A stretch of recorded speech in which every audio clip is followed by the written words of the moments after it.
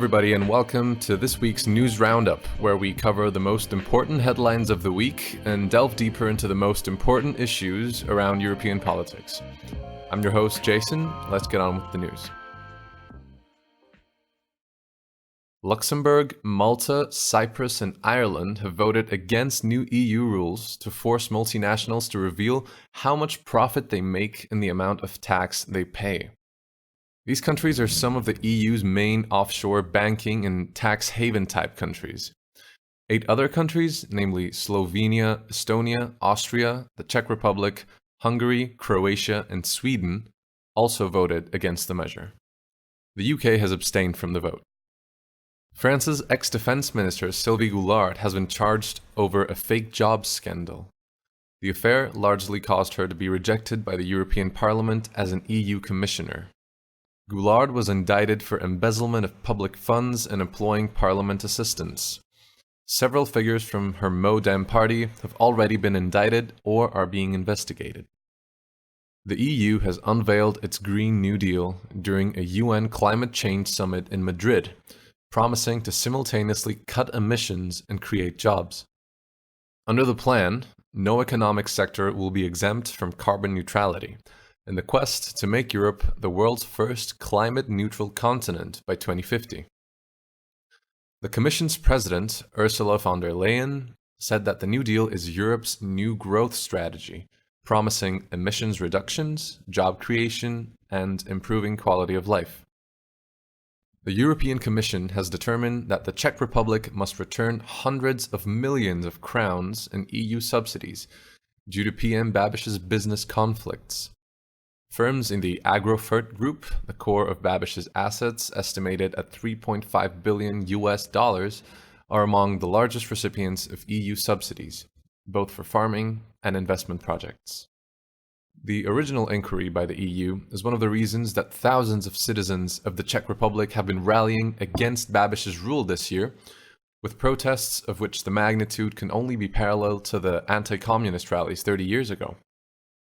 Hungary's Foreign Minister Szijjártó has announced that the country will block Ukraine's entry in NATO if the language rights of ethnic Hungarians in Ukraine are not restored.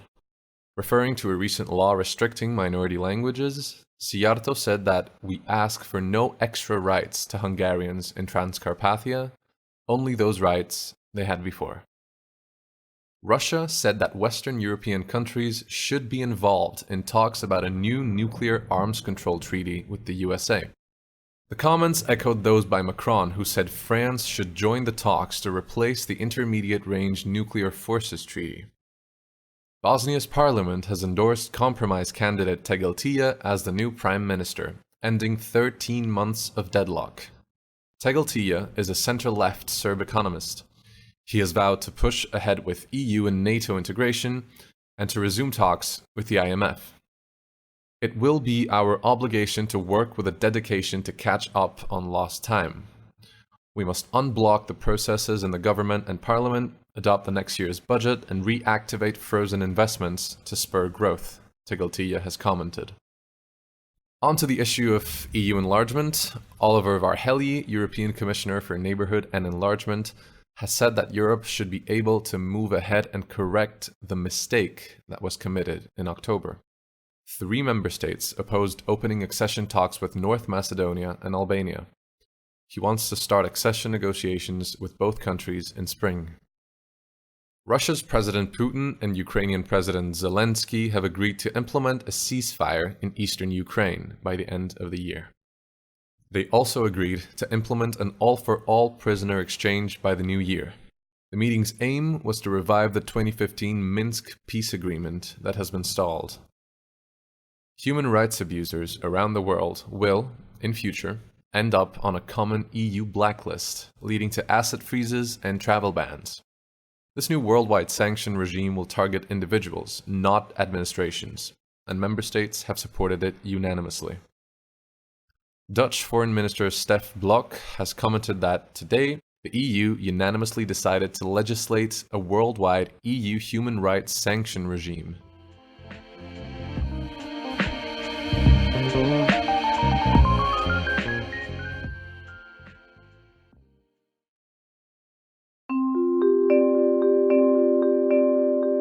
our main story of the day, which I really wanted to talk about, so I'm gonna go into kind of a commentary section here, is about Finland. I decided to leave this for last because it's something I decided I want to delve a bit deeper into. I think it's important to take a good look at the new Prime Minister-to-be, Sanna Marin. She is going to take the position of Antti Rinne, who resigned from the post of Prime Minister this Saturday. She is going to be sworn in today, December 10th, 2019. Now, of course, states change heads all the time, all around the world, but this one is a bit more special. She comes with a lot of energy, a considerable amount of experience given her age, and most importantly, she comes bearing a great deal of symbolism. But how is that so? Well, Sanna Marin, Finland's ex-transportation minister and prime minister-to-be, is a woman. She is 34 years old. Therefore, starting today, she's going to be the youngest head of state in the world. Additionally, she is the child of same-sex parents. And this is what I mean by symbolism. Your gender does not determine your political skills. Your age does not necessarily determine your maturity to lead or your experience.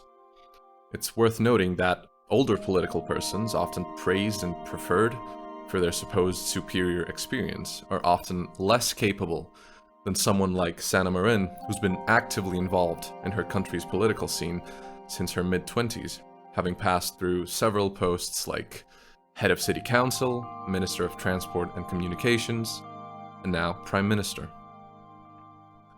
The underlying symbolism comes with the fact that a democratic country has elected as prime minister an official with the previously mentioned characteristics. It's easy to talk positively and go on and on about gender equality, about tolerance, about LGBTQ rights and everything, but Finland has taken it one very important step further. It has placed its trust on someone from this background. It's not virtue signaling that we need.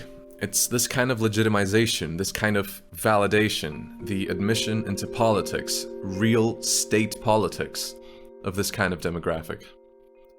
I believe that appointing this candidate is an inspiring move from an inspiring country, inspiring to Europe and to the rest of the world. Now, of course, anyone can say whatever they want about this development, about Finland, about women in politics, etc. Opinions are opinions, but facts are also facts. And the fact is that among the happiest and most developed societies in the world, the Scandinavian countries are topping the charts. Another fact is that in those countries, the political spectrum is the most gender balanced compared to the rest of the world. Of course, correlation is not always causation, but some correlations can definitely prove to be food for thought. So, these correlations between gender representation in politics, freedom of identity, and human happiness and development should make us all, as Europeans, skeptical of our own region's politics, how they're structured, and how they might be better off a bit more similar to Finland's.